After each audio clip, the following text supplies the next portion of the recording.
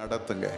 அன்பின் பரலோக பிதாவே, இந்த அருமையான இந்த நாளுக்காக ஸ்தோத்திரம். இந்த நாளில் நாங்கள் உம்முடைய சமூகத்தில் வந்து உம்மை துதிக்க, உம்மை ஆராதிக்க நீர் எங்களுக்கு தந்த இந்த நல்ல தருணத்திற்காக உமக்கு நன்றி அப்பா. இந்த நேரத்தில் எங்களை முற்றிலுமாக உம்முடைய சமூகத்தில் ஒப்பு கொடுக்குறோம். கர்த்தர் பொறுப்பு எடுத்துக்கொள்ளும். எங்களுடைய எல்லா சூழ்நிலைகளையும் நீர் அறிந்திருக்கிற தெய்வம்.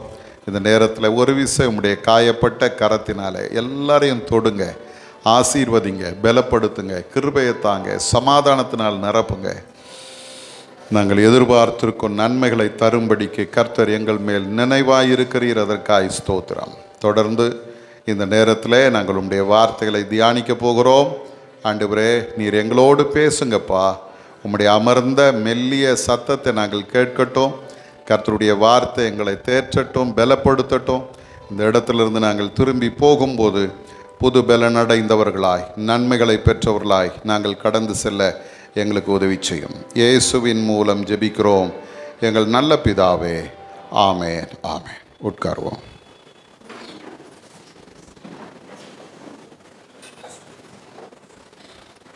இந்த அருமையான நேரத்திலும் வந்திருக்கிற உங்கள் யாவரையும் ஆண்டவராகிய இயேசு கிறிஸ்துவின் இனிதான நாமத்தினாலே வாழ்த்துகிறேன், வரவேற்கிறேன். ஆண்டவர் தாமே இந்த நாளுக்கும் இந்த நேரத்திற்கும் உரிய எல்லா ஆசீர்வாதங்களினாலும் உங்களை நிறைத்து வழி நடத்துவாராக. இந்த நாளிலும் நாம் சற்று நேரம் சிந்திக்கும்படியாக தெரிந்து கொண்ட வேத வசனம் 2 சாமுவேலின் புஸ்தகம் 9ஆம் அதிகாரம் 1வது வசனம். 2 சாமுவேல் 9:1. யோனத்தான் நிமித்தம் என்னால் தயவு பெறத்தக்கவன் எவனாவது சவுலின் வீட்டாரில் இன்னும் மீதியாய் இருக்கிறவன் உண்டா என்று தாவீது கேட்டான். அருமையானவர்களே, இந்த நாளிலே இந்த வேத வசனத்தின் அடிப்படையில் நாம் கர்த்தருடைய வார்த்தையை சிந்திக்க போகிறோம். தயவு பெறத்தக்கவன் யார் என்ற ஒரு கேள்வி. இந்த இடத்துல தாவீது தன்னுடைய ஜனங்களை பார்த்து கேட்கிறார். இந்த சம்பவம் நம்ம எல்லாருக்கும் தெரிந்த பகுதி. தாவீதும் ராஜாவாக அபிஷேகம் பண்ணப்பட்ட பிறகு அவன் தன்னுடைய ராஜ்யபாரத்தை நிலைப்படுத்தி கொண்டிருக்கிற ஒரு காலகட்டத்தில் இந்த சம்பவத்தை வேதம் நமக்கு சொல்லுகிறது. இங்கே நாம் பார்க்கிற சூழ்நிலை என்ன அப்படின்னா, தாவீதும் யோனத்தானும் அந்த அளவிற்கு அதிகமாக அன்பு கொண்ட மக்களாக இருந்தார்கள். யோனத்தான் தாவீதை தன் ஜீவனை போல அவன் சிநேகித்தான் என்று வேதம் சொல்லுகிறது. அந்த யோனத்தான் தாவீதோடு உடன்படிக்கை பண்ணினான் என்று வேதம் சொல்லுகிறது. யோனத்தான் சவுலுக்கு அடுத்தபடியாக ராஜாவாக வருகிற சூழ்நிலையில் இருக்கிறார். ஆனால் யோனத்தானுடைய மனநிலை எப்படி தெரியுமா? நீ ராஜாவாய் இருப்பாய், நான் உனக்கு அடுத்த ஸ்தானத்தில் இருப்பேன் என்று சொல்லி தன்னுடைய மேன்மையையே தன்னுடைய நண்பனுக்காக விட்டு கொடுக்கிற ஒரு நல்ல குணம் யோனத்தானுக்கு இருந்தது. அப்படிப்பட்ட அந்த அன்பு யோனத்தானுக்கும் தாவீதுக்கும் இருந்ததினாலே இப்போ தாவீது ராஜாவாக வந்ததும் அந்த யோனத்தான் குடும்பத்தில் யாராகிலும் மீந்திருக்கிறார்களா, யாருக்காவது நான் தயவு செய்ய முடியுமா என்கிற ஒரு பெரிய எதிர்பார்ப்போடு கூட தாவீது இந்த இடத்துல இந்த கேள்வியை கேட்கிறார். இந்த தயவு என்கிற இந்த வார்த்தையை நீங்கள் பார்த்தீங்கன்னா, இந்த தமிழில் தயவு அப்படின்ற ஒரு வார்த்தை, கிருபை என்கிற வார்த்தை, ரெண்டுமே ஒரே வார்த்தை தான். ஆனால் இந்த இடத்துல நாம் பார்க்கும்போது ஆங்கிலத்தில் அதற்கு 5 வார்த்தைகள் சொல்கிறாங்க. தயவு என்கிற இந்த வார்த்தைக்கு 5 வார்த்தைகள்: மெர்சி, கிரேஸ், கைண்ட்னஸ், ஃபேவர், அதன் பிறகு ப்ளீஸ் என்ற அந்த வார்த்தை. இதில் மெர்சி, கிரேஸ் அப்படின்ற அந்த வார்த்தையை பார்த்தீங்கன்னா, பரிதபித்தல் அப்படின்ற ஒரு வார்த்தை தமிழில் சொல்லுது. மெர்சி அப்படின்னா பரிதவித்தல், ஒருவருடைய சூழ்நிலையை பார்த்து அவர்கள் மேலே பரிதாபம் கொள்ளுகிறார்கள். 2வது அதே வார்த்தைக்கு சொல்லுகிறது, அடுத்தவரிடம் இளகிய மனதோடு நடந்து கொள்வது. முரட்டாட்டமாக நடக்கிறது இல்லை, இளகிய மனதோடு நடந்து கொள்ளுகிறது. அதை இந்த இடத்துல இந்த தயவு என்கிற வார்த்தைக்கு சொல்லுகிறது. அதே போல் இந்த கைண்ட்னஸ் அல்லது ஃபேவர் அப்படின்ற வார்த்தையை நீங்கள் பார்த்தீங்கன்னா உதவும் செயல். கைண்ட்னஸ் அப்படின்னா உதவுகிற ஒரு செயல் கொண்டவர்கள் அல்லது நன்மை செய்கிறவர்கள். அப்போ இன்னைக்கு ஆண்டவர் இந்த வசனத்தை நமக்கு சொல்லும்போது தாவீது கேட்கிறாரு, நான் தயவு செய்யத்தக்கவன் யாராகிலும் இருக்கிறானா என்று கேட்கும்போது, நான் பரிதாபத்தோடு அல்லது இலகிய மனதோடு உதவி செய்யவும் நன்மை செய்யவும் யாராகிலும் இருக்கிறார்களா என்ற ஒரு கேள்வியை அங்கே அவர் கேட்கிறதை நாம் பார்க்கிறோம். இன்றைக்கு அருமையான தேவஜனமே, இந்த தியானத்திலே நாம் தியானிக்க போகிற ஒரு காரியம் என்ன அப்படின்னா, இந்த தாவீதினுடைய தயவு இந்த மேவிபோசேத் என்கிற இந்த யோனத்தானுடைய மகனுக்கு வந்த பொழுது அவனுடைய வாழ்க்கையில் ஒரு பெரிய மாற்றம் ஏற்படுகிறது. அதைத்தான் இன்றைக்கு நாம் சிந்திக்க போகிறோம். இந்த தாவீது இந்த கேள்வியை கேட்கும்போது சீபா என்கிற ஒரு மனிதனை கொண்டு வந்து அவருக்கு முன்னால் நிறுத்துறாங்க. இப்போ தாவீது சீபாவை பார்த்து இதே கேள்வியை அவர் திரும்ப கேட்கிறார். அப்போ இந்த இடத்துல நாம் பார்க்கும்போது வேதம் சொல்லுகிறது, அந்த சீபா ராஜாவுக்கு பதில் சொல்றார். 4வது வசனத்தில், அவன் எங்கே என்று ராஜா கேட்டதற்கு சீபா ராஜாவை பார்த்து, இதோ அவன் லோதேபாரிலே அம்மியேலின் குமாரனாகிய மாகீரின் வீட்டில் இருக்கிறான் என்றார். அருமையானவர்களே, இங்கே இந்த பெயர்களை நாம் பார்க்கும்போது மேவிபோசேத் என்கிற அந்த பெயருக்கு என்ன அர்த்தம் அப்படின்னு பார்த்தீங்கன்னா, அவமானத்தை நீக்குகிறவன். அந்த பேருக்கு என்ன அர்த்தம்? அவமானத்தை நீக்குகிறவன் அல்லது அவமானத்தை அழிப்பவன் என்று இந்த மேவிபோசேத் என்கிற பெயருக்கு அர்த்தம். அப்படிப்பட்ட அர்த்தம் கொண்ட இந்த மனிதனுடைய வாழ்க்கையில் பார்த்தீங்கன்னா, அவன் குறைவுள்ளவனாக இருக்கிறான், வேதனை நிறைந்தவனாக இருக்கிறான், பயம் நிறைந்தவனாக இருக்கிறான். அவனுடைய வாழ்க்கையில் நன்மை இல்லாமல் இருக்கிறது. இன்றைக்கு அருமையான தேவஜனமே, மேவிபோசேத் அவமானத்தை நீக்குகிறவன் எங்கே இருக்கிறார்னு பார்த்தீங்கன்னா, அது சொல்லுது லோதேபார் என்கிற இடத்துல இருக்கிறான் என்று சொல்லுகிறது. இந்த லோதேபார் என்கிற அந்த வார்த்தைக்கு அர்த்தம் என்னன்னு பார்த்தீங்கன்னா, தேபார் என்ற எபிரேய வார்த்தைக்கு ஒன்றுமில்லை அப்படின்னு அர்த்தம், ஒரு வார்த்தையும் இல்லை அப்படின்னு அர்த்தம். இந்த 2 வார்த்தையை நல்லா கவனிங்க. ஒன்றுமில்லை, ஒரு வார்த்தையும் இல்லை. சரியா? ஒரு வார்த்தை அல்லது ஒன்றும் என்கிற அந்த வார்த்தை. லோ அப்படின்னா இல்லைன்னு அர்த்தம். அப்போ இந்த 2 வார்த்தையை சேர்த்திங்கன்னா லோதேபார் என்கிற அந்த வார்த்தைக்கு என்ன அர்த்தம் அப்படின்னு பார்த்தீங்கன்னா, ஒன்றுமில்லை, சொல்லுவதற்கு ஒரு வார்த்தையும் இல்லை, எல்லாமே வெறுமையான ஒரு இடம் இல்லை. இந்த லோதேபாரில் இந்த மேவிபோசேத் தங்கி இருக்கிறார். இந்த சூழ்நிலையில தான் தாவீது அவனை கண்டுபிடிக்கிறார். இதுல இன்னொரு காரியமும் இருக்கிறது. இந்த மேவிபோசேத்தினுடைய நிலைமை என்ன அப்படின்னு பார்த்தீங்கன்னா, அங்கே அவனை அறியாமலே சில காரியங்கள் அவன் வாழ்க்கையில் நடந்து விட்டது. அதில் முதல்ல என்ன நடந்தது அப்படின்னு பார்ப்போமானால், 2 சாமுவேல் 4ஆம் அதிகாரம் 4வது வசனத்தில் நாம் பார்க்கும்போது, எதிரிகளுக்கு பயந்து அவனுடைய தாதி அவனை தூக்கிட்டு ஓடுறாங்க. அவனை தூக்கிட்டு ஓடும்போது கை தவறி கீழே போட்டாங்க. கீழே போட்டதும் அவனுடைய 2 கால்களும் முடமாகி போனது. அவனுக்கு தெரியாது, அவனுக்கு பிரியமில்லை, அவன் விரும்பி அது நடக்கலை, அவனுக்கு முடமான ஒரு சூழ்நிலை வந்து விட்டது. 2வது, அவனுடைய எதிரிகள் என்ன செய்தார்களா, அவனுடைய தகப்பனாகிய சவுலினுடைய மொத்த நிலங்களையும் சொத்துக்களையும் அவர்கள் எடுத்துக்கொண்டார்கள். 2வது, அவன் விரும்பாமலே அவன் வாழ்க்கையில் அவனுக்குரிய நன்மைகளை எல்லாம் அவன் இழந்து போனான்.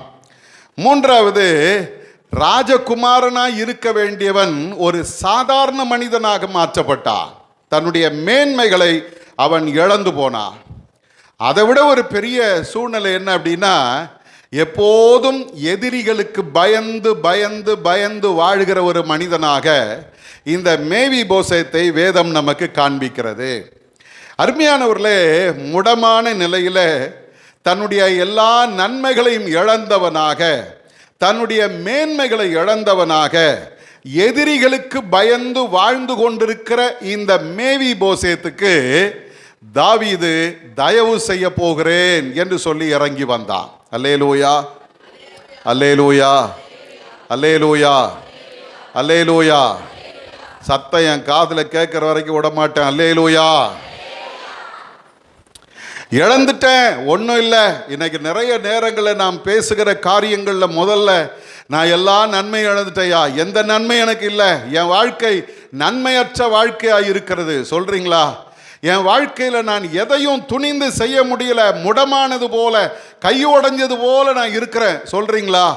எனக்கு ஆண்டவர் உங்களை என்னையும் பார்த்து சொல்கிறாரு, உன் மேன்மைகளை நீ இழந்து போயிருக்கலாம், உன்னுடைய நன்மைகளை நீ இழந்து போயிருக்கலாம், உன்னுடைய ஆரோக்கியத்தை நீ இழந்து போயிருக்கலாம், எதிரிக்கு சத்துருவுக்கு பயந்து நீ வாழ்கிற சூழ்நிலையில் இருக்கலாம். ஆனால் ஒன்று மாத்திரம் நிச்சயம், தயவு செய்கிறதற்கு ஒரு கர்த்தர் உன்னோடு கூட இருக்கிறார். அல்லேலூயா. அருமையானவர்களே, இந்த மேவி போசேத்துக்கு தாவீது காண்பித்த தயவு அல்லது அவனுடைய வாழ்க்கையில் அவன் செய்த காரியத்தை இன்றைக்கு சிந்திக்க போகிறோம். முதலாவதாக 2 சாமுவேலின் புஸ்தகம் 9ஆம் அதிகாரம் 7வது வசனத்தை திருப்பிக் கொள்ளுங்கள். அதில் நாம் பார்க்கிற ஒரு காரியம் என்ன அப்படின்னா, முதல்ல தாவீதினிடத்திலே மேவி போசேத் வந்த பொழுது அந்த மேவி போசேத்தை தாவீது பார்த்த உடனே சொல்ற முதல் வார்த்தை என்ன தெரியுமா? பயப்படாதே. ஒரு அல்லேலூயா சொல்லுங்க. அல்லேலூயா. ஏன் அவன் அந்த வார்த்தையை சொல்லணும் அப்படின்னா, இந்த தாவீதினுடைய குடும்பத்துக்கும் சவுலினுடைய குடும்பத்துக்கும் நெடுநாளாக யுத்தம் நடந்து கொண்டிருந்தது. அதை நாம் 2 சாமுவேல் 3ஆம் அதிகாரம் 1வது வசனத்தில் பார்க்கலாம். ரொம்ப நாளாக யுத்தம் நடக்குது. யாருக்கு? தாவீதினுடைய குடும்பத்துக்கும் சவுலினுடைய குடும்பத்துக்கும். இந்த சூழ்நிலையில தான் தாவீது மேவி போசேத்தை அழைத்து கொண்டு வருகிறார். இப்போ வரும்பொழுது மேவி போசேத் என்ன நினைச்சிட்டு வந்திருப்பார் தெரியுமா? நம்ம எங்கேயோ ஒரு மூலையில் இருக்கிறோம், யாரும் நம்மளை கண்டுபிடிக்க முடியாது அப்படின்னு நினச்சி நம்ம வாழ்ந்துக்கிட்டு இருந்தோமே, இப்போ ராஜா நம்மளை கூட்டிகிட்டு வர சொல்கிறானே, அவனுக்கும் நமக்கும் ஒத்து வராதே, ராஜா என்ன பண்ண போகிறாரோ தெரியல, நான் போகிறேன், என்ன நடக்குமோ தெரியலன்னு சொல்லி அவன் பயந்து போய் வந்திருப்பான். ராஜாவுக்கு முன்னால் நிற்கிறதுக்கு அவன் நடுங்கி கொண்டு நின்று இருப்பான். ஏன்னா எந்த நேரமும் அவனுக்கு எதிராக ராஜா எழும்பலாம். ஆனால் இங்கே என்ன நடக்கு தெரியுமா? தயவு செய்கிற தாவீது இந்த மேவி போசேத்தை பார்த்ததும் அவனை பார்த்து சொல்றாரு, பயப்படாதே. அல்லேலூயா. இந்த காலை நேரத்தில் ஆண்டவர் உங்களை என்னையும் பார்த்து சொல்லுகிற ஒரு காரியம் உண்டு. நீ பயப்படாதே. நீ நிறைய காரியங்களை குறித்து பயப்படுகிறாய். உன் வாழ்க்கையில் இருக்கிற உன்னுடைய சத்துருவின் போராட்டங்களை குறித்து பயப்படுகிறாய். உன்னுடைய பலவீனங்களை நினைத்து நீ பயப்படுகிறாய். நீ இழந்த நன்மைகளை நினைத்து நீ பயப்படுகிறாய். உன்னுடைய எதிர்காலத்தை குறித்த ஒரு பயம் உனக்குள்ள இருக்கிறது. உன் பிள்ளைகளை குறித்த கவலை உனக்குள்ள இருக்குது. ஆண்டவர் இந்த காலை நேரத்தில் சொல்றாரு, தயவு செய்கிறவராக நான் உன்னோடு கூட இருக்கிறேன். ஆகவே நீ என்ன பண்ணாத, பயப்படாத. அருமையானவர்களே, வேதத்தில் நாம் பார்க்கிற வார்த்தைகளில் மிக முக்கியமான ஒரு வார்த்தை இருக்குதுங்க. அது என்ன தெரியுமா? பயப்படாதேன்ற வார்த்தை தான். ஒரு சிலர் சொல்றாங்க 365 முறை அந்த வார்த்தை வேதத்தில் வருதுன்னு சொல்றாங்க. ஆனால் 365 முறை வருதான்றது கேள்விக்குறிதான். ஆனால் வெளிப்படையாக பயப்படாதே என்கிற அந்த வார்த்தை ஏறக்குறைய ஒரு 80 முறை இந்த வேதத்தில் சொல்லப்படுகிறது. பயப்படாதே. ஆண்டவர் இந்த காலை நேரத்தில் உங்களை பார்த்து சொல்றாரு, பயப்படாத. எதிரியை பார்த்து பயப்படாத. உன்னுடைய சூழ்நிலை பார்த்து பயப்படாத.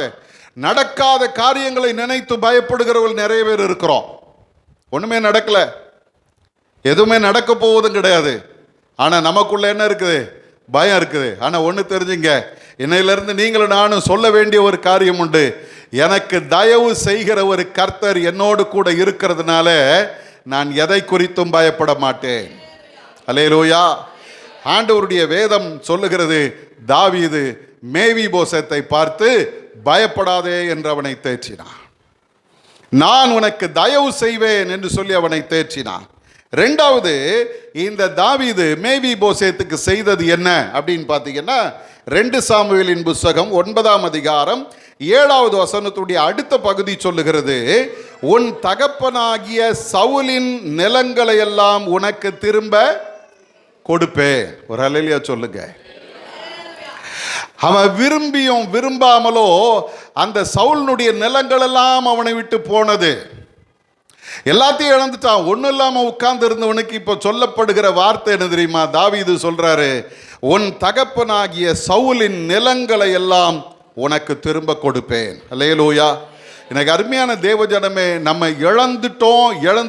இழந்துட்டோம்னு நிறைய காரியங்களை நாம் பட்டியலிட்டு கொண்டிருக்கிறோம். ஆனால் ஆண்டவர் சொல்றார், நீ இழந்தவைகளை நான் உனக்கு தருவேன். உன்னிடத்திலிருந்து எடுக்கப்பட்டவைகள் உனக்கு கொடுக்கப்படும்.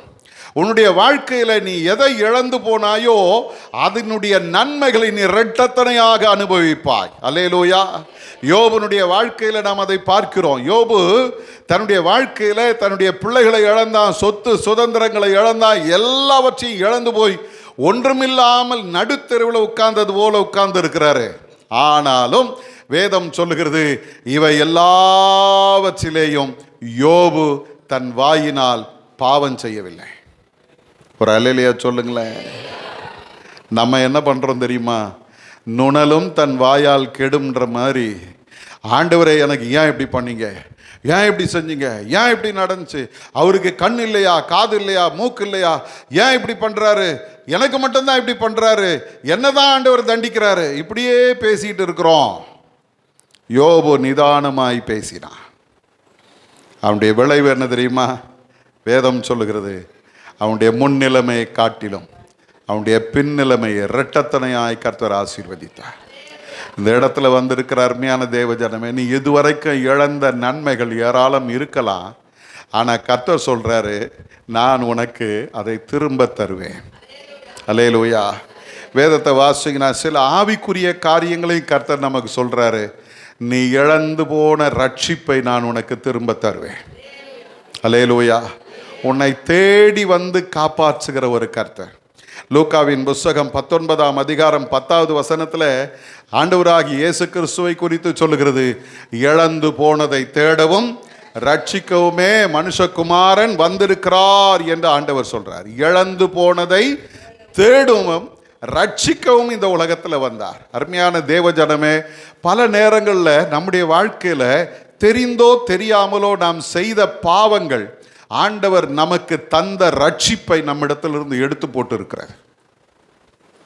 ஒரு சிலருடைய வாழ்க்கையில் அந்த ரட்சிப்பின் அனுபவத்தை இழந்து போனவர்களாய் வாழ்ந்து கொண்டிருக்கிறோம். ஆண்டவருடைய சமூகத்தில் மணிக்கணக்கா ஜெபித்த அந்த ஜெப வாழ்க்கையை இழந்து போய் உட்கார்ந்து இருக்கிறோம். வேதத்தை வாசித்து தியானித்து அந்த வேத வசனங்களை அப்படியே கரைச்சி குடிச்சிட்டு இருந்த அந்த காலம் மாறி போய் இன்றைக்கு வேத வசனத்தை மறந்து போய் உட்கார்ந்து இருக்கிறோம். கர்த்தர் தந்த நன்மைகளை ரட்சிப்பை நாம் இழந்து போயிருக்கிறோம்.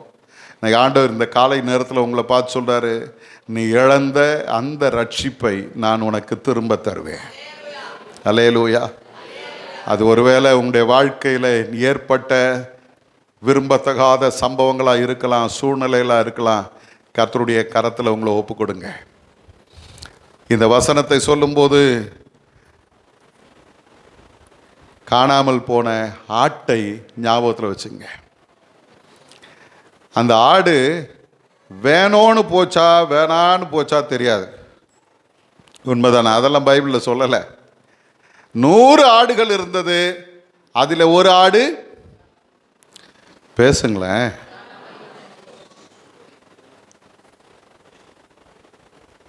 அது போட்டோம், ஒன்று தானே, நமக்கு இன்னும் எத்தனை இருக்குது? 99 ஆடு இருக்குது. அது கீழ்ப்படியாத ஆடு, அது அடங்காத ஆடு. நான் ஒரு வழி நடத்தின, அது ஒரு வழி போகுது, போட்டோ விடு அப்படின்னு சொல்லி அவர் விட்டுட்டு போயிருக்கலாம். ஆனால் அவர் போகலை. நான் யோசித்து பார்க்குறேன், மனுஷங்களாக இருந்தோம்னா நிறைய நேரங்களில் அப்படி தான் செய்வோம். கீழ்ப்படியில் அடிபடட்டும், சாவட்டும். நான் 8வது படிக்கும்போது எங்கள் வீட்டில் ஒரு மாடு வளர்த்தோம். அந்த மாடு ரொம்ப அன்பான மாடு, நாங்கள் சொல்கிறதெல்லாம் அது கேட்கும், அப்படிப்பட்ட மாடு. எங்கள் வீட்டுக்கு பக்கத்தில் கொஞ்சம் தூரத்தில் ரயில்வே லைன் இருக்கும்.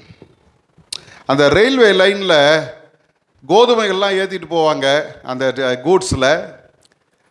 அந்த ட்ரெயின் போன பிறகு அதில் பார்த்திங்கன்னா அந்த கோதுமைகள், நெல் எல்லாம் அப்படியே அந்த ட்ராக்கில் விழுந்து கிடக்கும். இந்த மழை நேரத்தில் அது என்ன ஆகும்னா அதெல்லாம் முளைக்க ஆரம்பிச்சிடும். அப்போது இந்த மழை காலத்தில் என்ன ஆகும்னா இந்த மாடுகள் அந்த புல்லை மேய போகும். அந்த நேரம் ட்ரெயினில் அடிபட்டுரும். அப்படி ஒரு நாள் நான் எக்ஸாம் நடக்குது, மத்தியான நேரம் எக்ஸாமுக்காக போகிறேன். மாடு அலற சத்தம் கேட்குது. திரும்பி பார்த்தா எங்கள் மாடு அடிபட்டு கிடக்குது. ஆனால் நான் என்ன யோசிச்சேன் தெரியுமா? நம்ம எவ்வளோ சொன்னோம், இது கேட்கல. அந்த பக்கம் போகக்கூடாது போகக்கூடாதுன்னு அடித்து கூப்பிட்டு வந்தோம், அது கேட்கல. அதுவே போய் மாட்டிக்கிச்சு.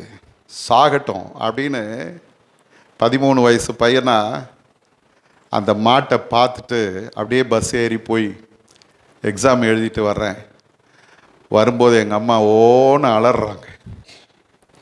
என்ன சொல்லி அலறாங்க தெரியுமா? அந்த மாடு அடிபட்டு கிடந்துச்சே, யாராவது பார்த்து ஒரு வார்த்தை உங்கள் மாடு அடிபட்டு கிடக்குதுன்னு சொல்லியிருந்தாங்கன்னா நான் கொண்டு வந்துட்டு இருப்பேனே. உயிரோட துடிக்க துடிக்க யாரோ வண்டியில் ஏற்றி கொண்டு போனாங்களாம். எங்கள் அம்மா கிட்ட கொஞ்சம் நேரம் பொறுத்து சொன்னேன், நான் பார்த்தேம்மா. ஆனால் நான் என்ன சொன்னேன் தெரியுமா? அது கீழ்ப்படியாமல் போயிடுச்சு, அதனால் சாகட்டோன்னு சொல்லிட்டு போயிட்டேம்மா. இப்போ யோசித்து பார்க்கும்போது கண்கள் கலங்குகிறது. ஆண்டவர் அப்படி விடலை. நீ கீழ்ப்படியாமல் போயிட்ட, செத்துப்போ அப்படின்னு அவர் விடலை.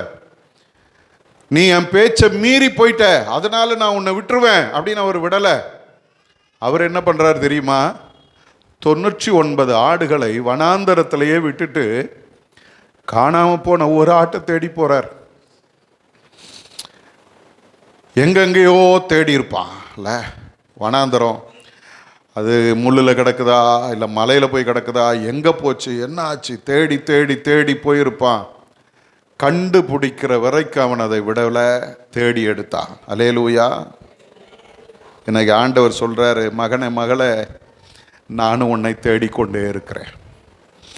உன்னை கண்டுபிடித்து உன்னை திரும்பவும் என்கிட்ட கொண்டு வந்து சேர்க்கிற வரைக்கும் நான் தேடிக்கொண்டிருக்கிறேன். காரணம் என்ன தெரியுமா? நான் உனக்கு தயவு செய்ய விரும்புகிறேன். இழந்து போன ரட்சிப்பை திரும்ப தருவதற்காக, இழந்து போன தேவ மகிமையை ஆண்டவர் உங்களுக்கு எனக்கும் தருவதற்காக, அந்த மகிமையான ஆண்டவர் தன்னுடைய மகிமையெல்லாம் விட்டு இந்த உலகத்தில் அடிமையாக வந்தார். அல்லேலூயா.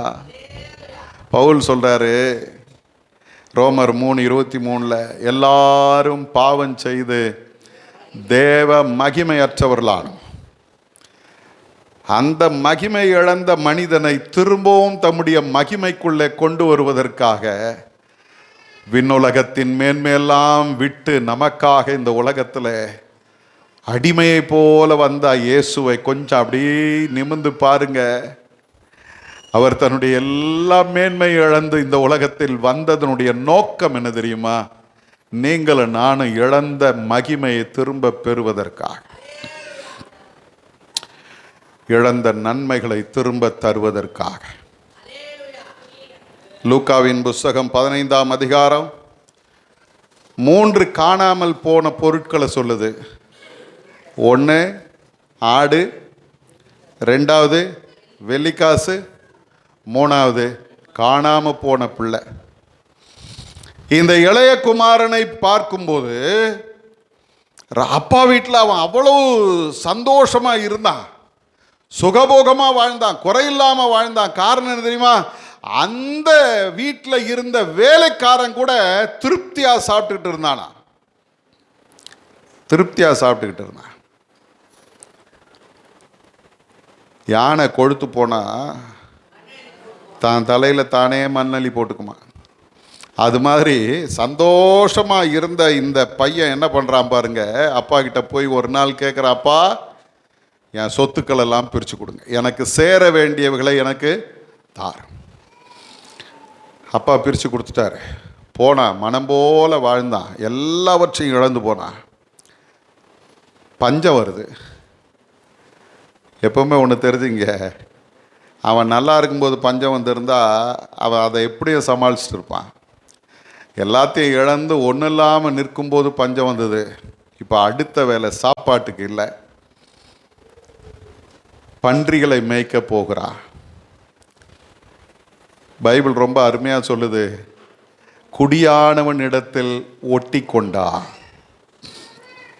அப்படின்னா என்ன அர்த்தம்? ஐயா, நீ எனக்கு சம்பளம் கொடுத்தாலும் சரி கொடுக்கலனாலும் சரி, எனக்கு ஒரு வேளை சாப்பாடு போடு, நான் உன் கூட இருந்துடுறேன். உன்னை விட்டு நான் போக மாட்டேன்யா, நான் எப்படி எங்கே இருப்பேன், தாக்கு பிடிச்சிக்குவேன், எனக்கு சாப்பாடு மாத்திரம் கொடுங்க. இல்லை, அடித்தே துரத்தினாலும் நான் உன்னை விட்டு போக மாட்டேன் அப்படின்னு சொல்லி ஒட்டி கொண்டா. ஆனால் அந்த சாப்பாடு கூட அவனுக்கு கிடைக்கல. பன்றிக்கு போடுகிற தவிட்டினாலே தன் பசி ஆற்ற நினைத்தான், ஆனால் அதுவும் அவனுக்கு கிடைக்கல. இப்போ யோசிச்சு பார்க்குறான், எங்கள் அப்பா வீட்டில் எத்தனையோ வேலைக்காரங்க இருக்கிறாங்க, அத்தனை பேரும் பூர்த்தியாகி சாப்பிட்டு கொண்டிருக்கும் போது நான் இங்கே வந்து இப்படி பட்டினி கிடக்கிறேனே என்று அவன் யோசித்து அவன் புத்தி தெளிந்தது என்று வேதம் சொல்லுகிறது. இப்போ எழுந்திருச்சு அப்பா கிட்ட போகணும், முடிவு பண்ணிட்டான். அப்பா, உமக்கு விரோதமாகவும் பரத்துக்கு விரோதமாகவும் பாவம் செய்தேன். இனி உம்முடைய பிள்ளை என்று சொல்லப்படுவதற்கு நான் பாத்திரன் அல்ல. உம்முடைய வேலைக்காரில் ஒருவனாய் என்னை ஏற்றுக்கொள்ளும் என்று சொல்லுவேன் என்று சொல்லி தான் கிளம்புனான். அங்கே போனால் வித்தியாசமான சூழ்நிலை வருது. அப்பா அவனை தூரத்தில் பார்க்குறாரு. தூரத்தில் பார்த்து அப்பா எழுந்திருச்சு ஓடுறார். அல்லேலூயா, அல்லேலூயா. அருமையான தேவ ஜனமே, நம்ம அப்பா ரொம்ப அன்புள்ளவர். அவரிடத்துல நான் திரும்புவேன் என்று நீ நினைத்தால் அவர் உன்னிடத்தில் ஓடி வருவதற்கு அவர் உண்மை உள்ளவர். அல்லேலூயா. ஓடி வர்றார். வந்து தன் மகனை கட்டி பிடித்து கொண்டு முத்தம் செய்கிறான். இப்போ அவனுக்கு சொல்லப்படுகிறது என்ன தெரியுமா? லூக்கா 15ஆம் அதிகாரத்தில் 22வது வசனத்தை வாசிங்க பார்க்கலாம். லூக்கா 15:22. அப்பொழுது தகப்பன் தன் ஊழியக்காரரை நோக்கி, நீங்கள் உயர்ந்த வஸ்திரங்களை கொண்டு வந்து இவனுக்கு உடுத்தி இவன் கைக்கு மோதிரத்தையும் கால்களுக்கு பாதரட்சைகளையும் போடுங்கள். பாருங்க, இந்த இடத்துல இவன் முன்னால எப்படி இருந்தானோ அதே மேன்மையை திரும்பவும் இவனுக்கு கொடுக்கிறான். இவனுக்கு உயர்ந்த வஸ்திரங்களை உடுத்தி கைகளுக்கு மோதிரத்தை போட்டு கால்களுக்கு பாதரட்சைகளை போடுங்கள். தொடர்ந்து நீங்க பார்த்தீங்கன்னா ஒரு பெரிய விருந்து செய்கிறார். என் பையன் காணப்படாமல் போனான், இப்பொழுது காணப்பட்டான். அல்லேலூயா. கொண்டாடுவோம். கொஞ்சம் யோசிச்சு பாருங்க, இந்த இடத்துல நாம் இழந்த மேன்மையை திரும்ப தருவதற்கு கர்த்தர் உண்மை உள்ளவர். ரட்சிப்பை திரும்ப தருகிறார். இரண்டாவது பார்த்தோம், நம்முடைய வாழ்க்கையில தேவ மகிமை அவர் திரும்ப தருகிறார். மூன்றாவது பார்க்கிறோம், நாம் இழந்த மேன்மை அவர் திரும்ப தருகிறார். இங்கே தாவீது மேவிபோசேத்தை பார்த்து சொல்றாரு, உனக்கு உரிய நிலங்களை நான் உனக்கு தருவேன். மூணாவது ஒரு காரியத்தை வேதம் சொல்லுகிறது. இந்த ராஜா அதோட நிறுத்தல. அந்த 2 சாமுவேல் 9ஆம் அதிகாரம் 7வது வசனத்துடைய கடைசி பகுதி சொல்லுகிறது, நீ என் பந்தியில் நித்தம் அப்பம் புசிப்பாய். ஒரு அல்லேலூயா சொல்லுங்க. எங்கேயோ ஒன்றும் இல்லாத இடத்துல உட்கார்ந்து இருந்தவனை கூட்டிட்டு வந்து இப்போ ராஜா சொல்றாரு, நீ எங்கேயும் போகாதப்பா, என்னுடைய பந்தியில நீ எப்போதும் அப்பம் புசிப்பாய். ஒரு அல்லேலூயா. நமக்கு வச்சிருக்கிற நம்ம ஆண்டவர் எவ்வளவு பெரியவர் என்பதை நீங்களும் நானும் உணரணும். அவருடைய பந்தி என்பது எல்லாருக்கும் பொதுவானது. அல்லேலூயா. யாரையும் அவர் பிரித்து பார்க்குறவர் இல்லை. நீ வா, நீ வராத அப்படின்னு யாரையுமே அவர் தள்ளலை. யோவான் 13ஆம் அதிகாரம் 1வது வசனத்தில் நாம் பார்க்கும்போது இயேசு எல்லாரிடத்திலும் அன்பு கூர்ந்தார். உண்மை.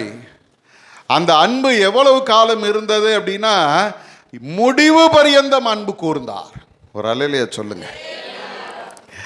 பாதியில் விட்டுட்டு போகலை. நானே சாக போகிறேன், உங்கள்கிட்ட என்னடா அன்பு, போங்க அப்படின்னு அவங்கள துரத்தி விடலை. நான் உட்கார்ந்து யோசிச்சு பார்க்குறேன். அந்த பந்தியை கொஞ்சம் நீங்கள் யோசிச்சு பார்த்தீங்கன்னா, இயேசுவின் மார்பிலே சாய்ந்து கொண்டிருந்த அன்பான சீசனான யோவான் அந்த பந்தியில் இருக்கிறார். அல்லேலூயா. எப்பவுமே ஏசாமி ஏதாவது கேள்வி கேட்டா முந்தி முந்தி வந்து பதில் சொல்லுகிற முதன்மையான பேதுருவும் அங்க இருந்தார். ஊரை ஏமாத்தி ஒலையில போட்டவன், ரொம்ப படித்தவன், பெரிய பணக்காரன். ஆனால் கர்த்தர் கூப்பிட்ட பொழுது எல்லாவற்றையும் விட்டு வந்த லேவி என்கிற மத்தேயு அந்த பந்தியில் இருக்கிறான். படித்தவன் இருந்தான், படிக்காதவன் இருந்தான், அன்பானவர் இருந்தான். அடுத்தது ஒருத்தர் இருந்தான். யோவான் 12ஆம் அதிகாரம் 4-6 வசனங்களை பார்த்தீங்கன்னா அவரை குறித்து யோவான் மனப்பூர்வமாக சொல்கிற ஒரு வார்த்தை என்ன தெரியுமா?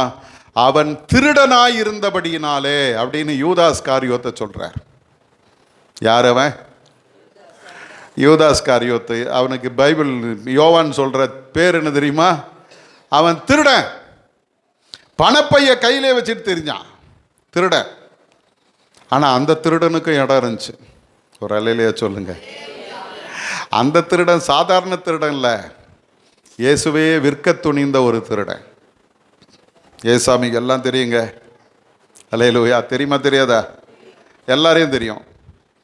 இவன் இன்னார், இவன் இப்படிப்பட்டவன், இவன் குணம் இப்படி, இவன் இப்படி செய்ய போகிறான், இவன் இப்படி நடக்க போகிறான், எல்லாம் தெரியும். இயேசுவுக்கு யூதாசையும் தெரியும். தெரியுமா? அந்த பந்தியில் ஆண்டவர் யூதாசையும் உட்கார வச்சார். அல்லேலூயா. நமக்கு யாரையும் தெரியாததுனால எல்லாரையும் கூப்பிட்டு பந்தியில் உட்கார வச்சிடறோம். ஒருவேளை எனக்கு எதிராக மொட்டை கடிதம் போட்டவன் இவன் தான் அப்படின்னு தெரிஞ்சதுன்னா அவனை என் பக்கத்தில் உட்கார வைப்பனா? பேசுங்களேன். என்ன அக்கா, உங்ககிட்ட நல்லா பேசிட்டு உன் மாமியார்கிட்ட போய் உன்னை போட்டு கொடுத்துட்டாங்க, அதை யாரோ வந்து உங்ககிட்ட சொல்லிட்டாங்க, இன்னார் இருக்கிறாங்களே அவங்க உங்கள் மாமியார்கிட்ட போய் உன்னை பற்றி இப்படியெல்லாம் வத்தி வச்சுட்டாங்க அப்படின்னா, அடுத்த முறை அவங்கள பார்க்கும்போது அக்கா வாக்கா ரொம்ப ஸ்தோத்திரம், அல்லேலூயா, உன்னை பார்க்குறதுக்கு ரொம்ப சந்தோஷமாக இருக்குது சொல்லுவீங்களா? ஏம்மா சொல்லுவீங்களா? ஒன்று இப்படி தலையாட்டுங்க, இல்லை இப்படி தலையாட்டுங்க, எதையாவது ஒன்று பண்ணுங்க. நீங்கள் பேசக்கூடாதுன்னு வந்திருக்கிறீங்க. எந்த மூஞ்சை வச்சுன்னு வந்தீங்க? பண்ணுற அநியாயத்தெல்லாம் பண்ணிட்டு ரொம்ப யோக்கியம் மாதிரி வந்து இங்கே உட்காந்துக்கினியா கேட்போம்ல. அவன் பந்தியில் உட்கார்ந்தது மட்டுமல்ல, அவரோடு கூட தாளத்தில் கையை போடுற அளவுக்கு அவனுக்கு ஆண்டவர் உரிமை கொடுத்தார். இயேசுவின் பந்தி சாதாரணமானது அல்ல, எல்லாருக்கும் உரிய பந்தி. அதனால தான் ஆண்டவர் மத்தேயின் சுவிசேஷம் 22ஆம் அதிகாரத்தில் நீங்கள் பார்க்கும்போது அங்கே ஒரு கல்யாண விருந்தை குறித்து பேசுகிறார். ஒரு ராஜா தன் மகனுக்கு கல்யாணம் பண்ணுறதுக்கு முடிவு பண்ணார். பெரிய விருந்து. ராஜா வீட்டு கல்யாணத்துக்கு யாரை கூப்பிடுவாங்க? மந்திரிகளை கூப்பிடுவாங்க, பக்கத்து நாட்டு ராஜா அவங்கள கூப்பிடுவாங்க, அவங்கள கூப்பிட்டு இவங்களை கூப்பிட்டு பெரிய பெரிய ஆட்கள் தான். எல்லாருக்கும் ராஜா போய் இன்விடேஷன் வச்சுருப்பார். இன்விடேஷனை வாங்கினதும் வாங்குறவங்க என்ன சொல்லியிருப்பாங்க தெரியுமா? உங்கள் வீட்டு கல்யாணமா? நாங்கள் வராமல் வேற யார் வர போகிறாங்க? நான் வந்துடுறேங்க, முதல் நாளே வந்து என்னென்ன வேலை செய்யணுமோ எல்லாம் நான் செய்கிறேன் சொல்லியிருப்பான். ஒரு சிலர் சொல்லியிருப்பான், எனக்கு இந்த வேலை இருக்குது, ஆனாலும் உங்கள் வீட்டு கல்யாணம் கண்டிப்பாக நான் வந்துடுறேன். எல்லாம் பேசும்போது நல்லா தான் பேசுனாங்க. ஆனால் கல்யாண நாள் வந்த பொழுது வேதம் சொல்லுகிறது எல்லாரும் காரணம் சொல்லி வராமல் போனார்கள். ராஜா பெரிய விருந்து ஆயத்தம் பண்ணிட்டான், ஆள் இல்லை.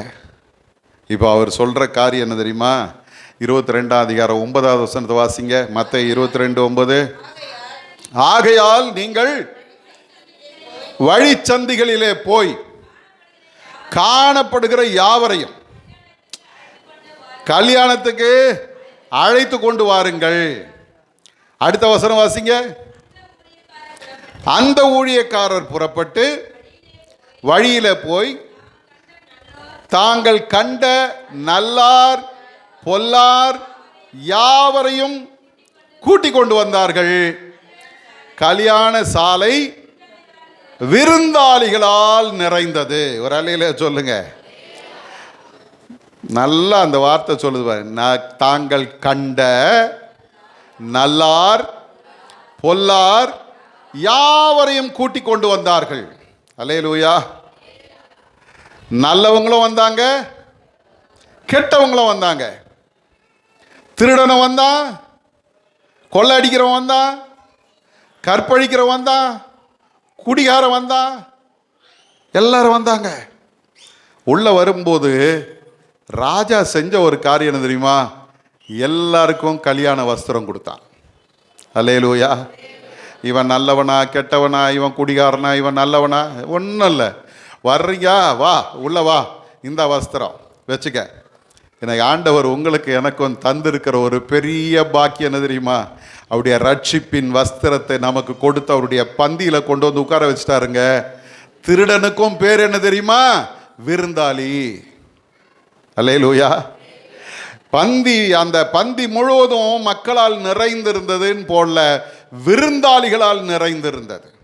அப்போ எல்லாரையும் கர்த்தர் எப்படி தான் பார்க்குறாரு? விசேஷமாக தான் பார்க்குறாரு. இந்த காலை நேரத்தில் மேவி போசேத்தை பார்த்து தாவீது சொல்கிறான், மகனே நீ என் கூட பந்தியில் எப்போதும் இருப்பாய், நான் உனக்கு தயவு செய்கிறேன். 4வது ஒரு காரியத்தை சொல்லுது. 9ஆம் அதிகாரம் 8வது வசனம், 2 சாமுவேல் 9:8.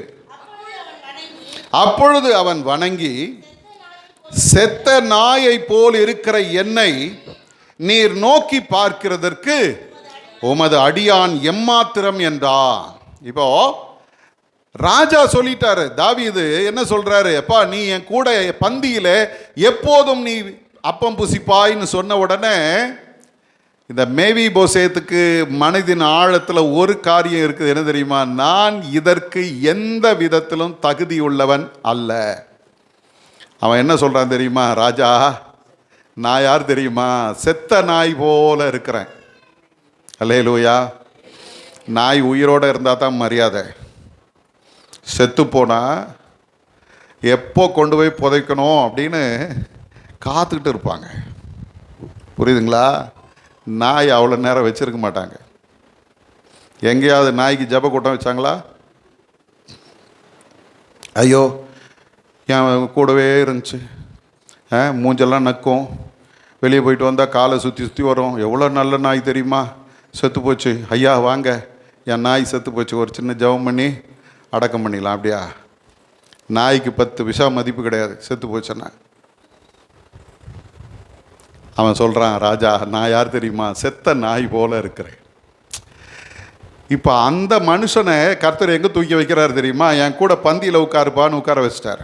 இப்போ நான் யோசிச்சு பார்க்குறேன், இவ்வளோ நேரமும் நான் செத்த நாயின்னு சொல்லிட்டு இருந்த இந்த மேவி போசேத் இப்போ ராஜாவுக்கு பக்கத்தில் உட்கார்ந்து சாப்பிடும்போது அவனை பார்க்கிறவங்களாம் எப்படி பார்த்துருப்பாங்க? பெரியாளி, அவன் கொடுத்து வச்சவன், ராஜா பக்கத்திலே உட்கார்ந்து சாப்பிட்றானே சொல்லியிருப்பாங்களா? அவனுடைய நிலைமை முற்றிலும் மாற்றப்பட்டது. முடவனான மனுஷன், நடக்கிறது கஷ்டப்பட்டவன், அவனை தூக்கி அந்த சேரில் உட்கார வச்சு அந்த மேஜைக்குள்ளே அவனை உட்கார வச்சாங்கன்னா முடமான கால்கள் மறைந்து போகும், அவன் நார்மலாக இருப்பான். புரியுதுங்களா நான் சொல்கிறது? அந்த டேபிளுக்கு அடியில் அவன் கால் போயிடும், பார்க்குறவங்களுக்கு அவன் கால் தெரியாது, அவனுடைய உருவம் தெரியும். ராஜாவை போல, ராஜகுமாரனை போல இந்த செத்த நாய் உட்கார்ந்துக்கிட்டு இருக்குது. அல்லேலூயா. இந்த நாய்க்கு அவ்வளோ மரியாதை. எப்போ தெரியுமா? ராஜா கூட இருக்கும்போது. பைபிள் சொல்லுது, தெருமுனையில் கடந்த ஒரு கழுதை, அது மேலே வஸ்திரங்களை விரித்து இயேசு அதன் மேலே ஏறி உட்கார்ந்த பொழுது சாதாரண கழுதைக்கும் ஒரு மகிமை வந்துச்சுங்க. அது தரையில் நடக்கலை, வஸ்திரங்களை விரித்து குருத்தோலைகளை அதுக்கு முன்னால் போட்டு அதை கம்பீரமாக நடக்க வச்சாங்க. ஏன் தெரியுமா? அது சாதாரணமானது தான், ஆனால் அது மேலே இருந்தவர் சர்வ வல்லமை உள்ளவர். எனக்கு மேவி போசேத்துக்கு தாவீது தயவு செய்தானே, அது எப்படிப்பட்டது தெரியுமா? உன்னுடைய எல்லா குறைவுகளையும் நான் மாற்றி உன்னை மேன்மைப்படுத்துவேன். இன்னைக்கு ஆண்டவர் உங்களை என்னையும் பார்த்து சொல்றார், மகனே மகளே, முதல்ல பயப்படாத. ரெண்டாவது, உனக்கு உரியது எல்லாவற்றையும் நான் உனக்கு தருவேன். மூன்றாவது, நீ என் கூட பந்தியில் அமர்வாய். நான்காவது, உன்னுடைய எல்லா குறைவுகளையும் நான் நிறைவாக்குவேன். இது எப்படி வந்தது அப்படின்னு பார்த்தீங்கன்னா, இதுக்கு காரணம் யாரு? யோனத்தான் தன் தாவீதிடத்தில் வைத்திருந்த அன்பு. அல்லேலூயா. அப்போ எனக்கு எங்கேயா அந்த நன்மை கிடைக்க போகுது அப்படின்னு நினைக்கிறீங்களா? இயேசு பிதாவானவரோடு செய்த உடன்படிக்கை இன்னைக்கு உங்களுக்கு எனக்கும் தயவை பெற்றுக் கொடுக்கிறது. அவர் நமக்காக கல்வாரி சிலுவையில் மரித்தார். தன்னுடைய விலையேற பெற்ற இரத்தத்தை சிந்தினார். வேதத்தில் நான் வாசிக்கும்போது எபேசியரின் புஸ்தகம் 2ஆம் அதிகாரம், எபேசியர் 2ஆம் அதிகாரம் 16வது வசனத்தை யாராயில் ஒருத்தர் வாசிங்க. பகையை சிலுவையினால் கொன்று அதனாலே இருதிரத்தாரையும் ஒரே சரீரமாக தேவனுக்கு ஒப்புரவாக்கினார். பாருங்க, இந்த இடத்துல சொல்லுகிறது, நமக்கும் ஆண்டவருக்கு என்ன இருந்துச்சு தெரியுமா? பகை இருந்தது. பாவம் ஆண்டவருக்கு நமக்கு ஒரு பெரிய பிரிவினை உண்டாக்கி வைத்திருந்தது. ஆனா இந்த பகையை இயேசு என்ன பண்ணாராம்? சிலுவையிலே கொன்று அதனாலே இருதிரத்தாரையும் ஒரே சரீரமாக ஒப்புரவாக்கி வைத்திருக்கிறார். அல்லேலூயா. நான் இப்போ பகைஞன் அல்ல, ஆண்டவரோடு கூட இணைக்கப்பட்டிருக்கிறேன். எப்படி இணைக்கப்பட்ட? அவருடைய விலையேற பெற்ற இரத்தம் எனக்காக சிந்தப்பட்டது. ரெண்டாவது, கொலோசியரின் புஸ்தகத்தில் 1ஆம் அதிகாரம் 21வது வசனத்தை பார்த்தீங்கன்னா, அங்கே பவுல் அப்போஸ்தலன் இதே வார்த்தையை இன்னொரு வகையில் சொல்றார். வாசிங்க.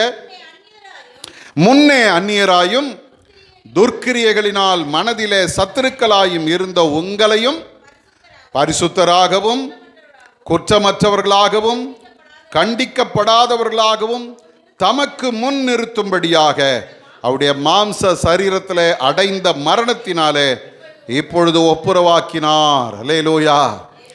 என்னுடைய வாழ்க்கையில் என்னை பரிசுத்தவானாக, குற்றமற்றவனாக, கண்டிக்கப்படாதவனாக அவருக்கு முன்னால் நிறுத்துவதற்காக என் ஆண்டவர் கல்வாரி சிலுவையில் அவர் எனக்காக பாவமானார். அல்லேலூயா. யோனத்தான் எப்படி மேவிபோசேத்துக்கு தயவு கிடைக்க அவன் காரணமாக இருந்தானோ, அதே போல இயேசு கிறிஸ்து எனக்கு தயவு கிடைப்பதற்கு காரணமாக இருக்கிறார். அல்லேலூயா. 1 பேதுரு 2ஆம் அதிகாரம் 24வது வசனத்தில் நாம் பார்க்கும்போது, அங்கே பேதுரு சொல்லும்போது சொல்றாரு, நாம் பாவத்துக்கு செத்து நீதிக்கு பிழைக்கும்படிக்கு அவர் தாமே தமது சரீரத்தில் நம்முடைய பாவங்களை சிலுவையின் மேல் சுமந்தார், அவருடைய தழும்புகளால் குணமாகிறோம். அல்லேலூயா. குணமானீர்கள் அப்படின்னு சொல்லுது.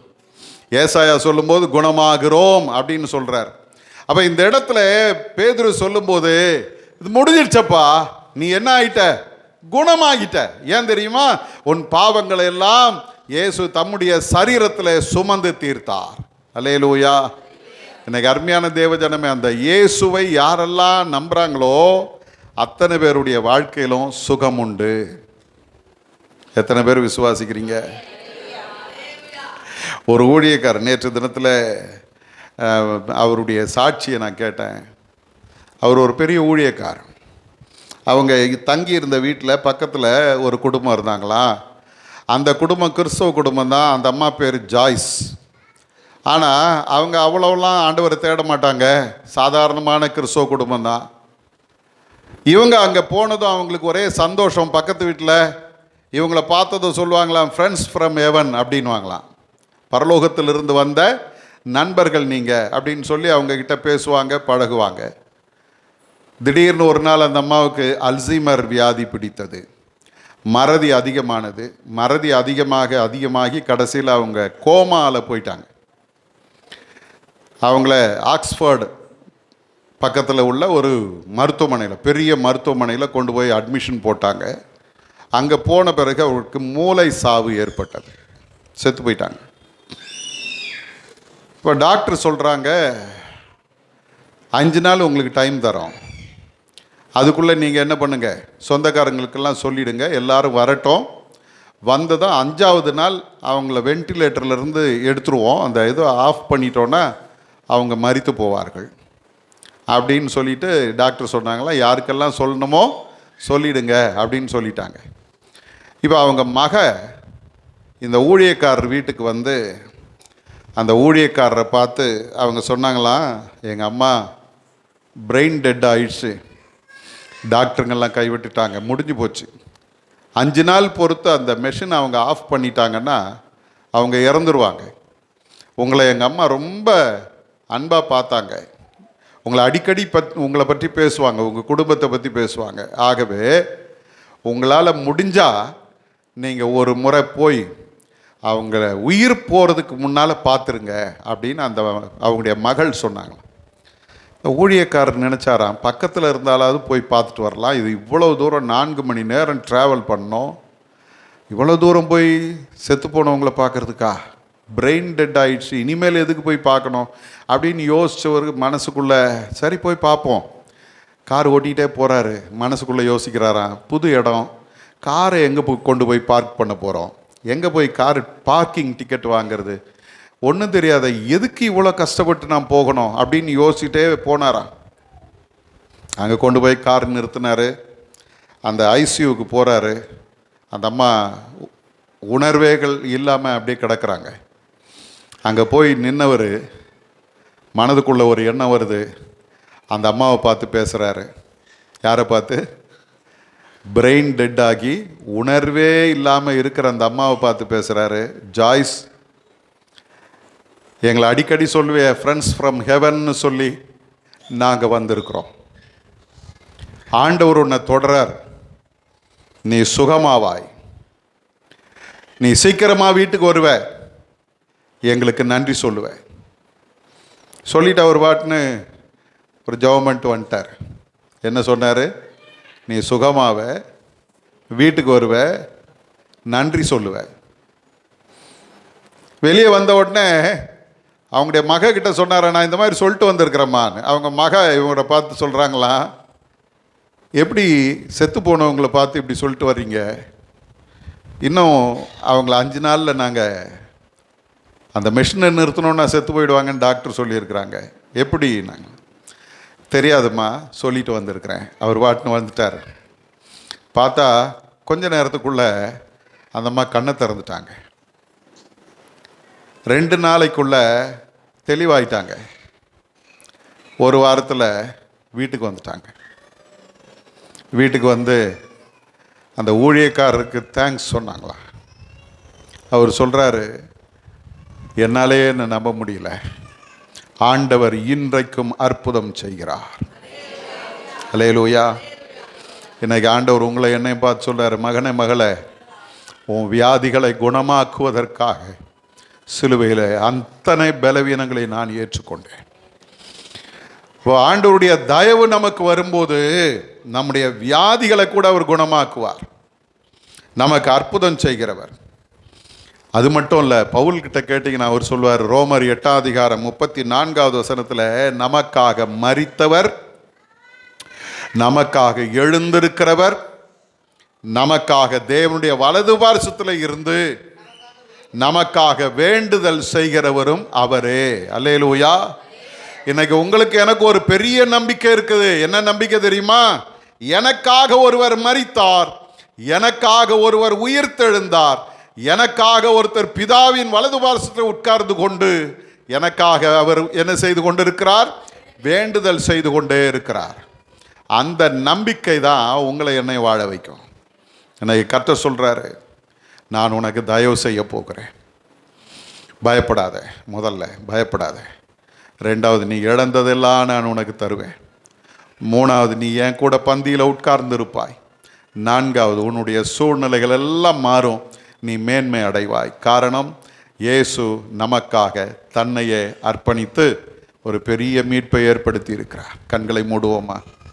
ஆண்டுடைய சமூகத்தில் ஒப்பு கொடுங்க. ஆண்டவரே, உம்முடைய தயவை பெறுவதற்கு என்னை தகுதிப்படுத்துங்கப்பா. அன்பின் பரலோக பிதாவே, எங்களை உம்முடைய சமூகத்தில் அர்ப்பணிக்கிறோப்பா. அன்றைக்கு மேவி போசேத்துக்கு யோனத்தானின் நிமித்தம் தாவீது தயை செய்தான். பயப்படாதே என்று அவனை தைரியப்படுத்தி அவனுக்கு உண்டான எல்லா நன்மைகளையும் திரும்ப தந்து அவனை தன்னுடைய பந்தியில் உட்கார வைத்து அவனுடைய குறைவெல்லாம் நிறைவாக்கினது போல எங்களுடைய வாழ்க்கையிலும் பயப்படாதே என்று நீர் சொல்லுகிற அந்த சத்தத்தை நாங்கள் கேட்கட்டும் ஆண்டவரே. நிறைய நேரங்களில் நாங்கள் பயந்து பயந்து வாழ்ந்து கொண்டு இருக்கிறோம். உங்களுடைய அந்த சத்தம் எங்களுக்குள்ளே தொனிக்கட்டப்பா. நான் உனக்கு துணை நிற்கிறேன்னு சொல்கிற அந்த சத்தம் எங்களுக்குள்ளே தொனிக்கட்டும் ஆண்டவரே. நான் உனக்கு திரும்ப தருவேன், நீ இழந்த நன்மைகளை திரும்ப தருவேன் என்று சொல்லுகிற அந்த சத்தத்தை நாங்கள் கேட்கட்டும் ஆண்டவரே. அந்த நன்மைகளை நாங்கள் அனுபவிக்கட்டோப்பா. உம்முடைய பந்தியில் உம்மோடு கூட இருந்து உம்மை போல நாங்கள் நிற்க எங்களுக்கு கிருபை செய்யுங்க சுவாமி. அந்த எல்லாரையும் நீர் கண்ணோக்கி பார். யாரெல்லாம் உண்மையான இருதயத்தோடு தங்களை உமக்கென்று அர்ப்பணித்து இருக்கிறார் அத்தனை பேருடைய வாழ்க்கையிலும் கர்த்தர் நீர் தயவு பாராட்டுவீராக, அன்பை பாராட்டுவீராக, இரக்கத்தை பாராட்டுவீராக, சமாதானத்தினால் நிரப்புவீராக. வரும் நாட்களில் நாங்கள் தியானித்தது போல எல்லா நன்மைகளையும் பெற்று உம்மோடு கூட உம்மை போல மேன்மைகளை நாங்கள் அனுபவிக்க ஆண்டவர் எங்களுக்கு கிருபை செய்யும். இயேசுவின் மூலம் ஜெபிக்கிறோம் பிதாவே.